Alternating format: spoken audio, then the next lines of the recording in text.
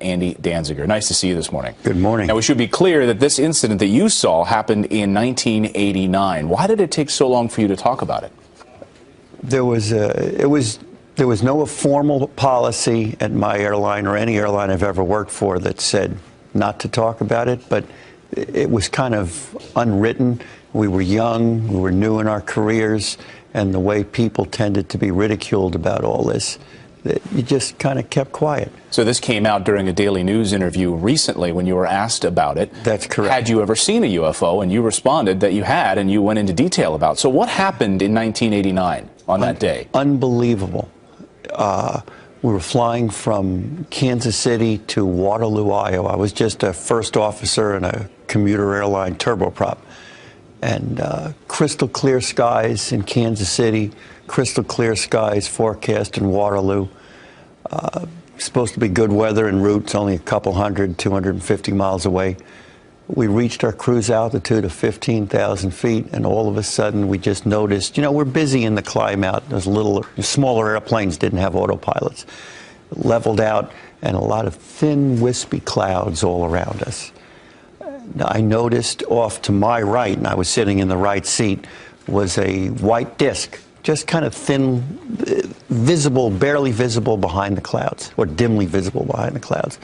And it was a little odd, but you know, we were used to seeing a lot of things in the sky, so when you see something strange, you start looking around trying to figure out what it is.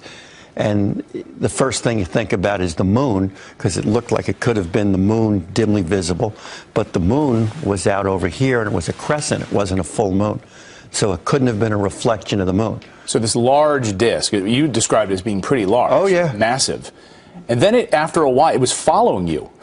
Or we were following it. It was pacing us. It was pacing you. Then something unbelievable happened to its shape and its color. It turned into a giant orange ball glowing in the sky? Yeah, after we'd been looking down for searchlights and stuff from the ground, maybe something shining up on the cloud, couldn't find anything.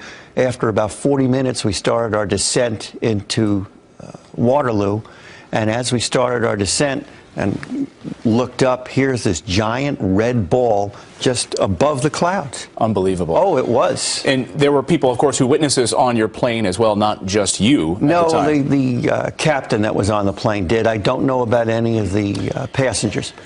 Like air traffic control, I've talked to a lot of pilots here off the air in commercial breaks, and I've asked them this question. We've talked about it, and they've all admitted that they've seen UFOs, but they kind of keep quiet about it. Why is it that they keep quiet about it? Is it fear of losing their job?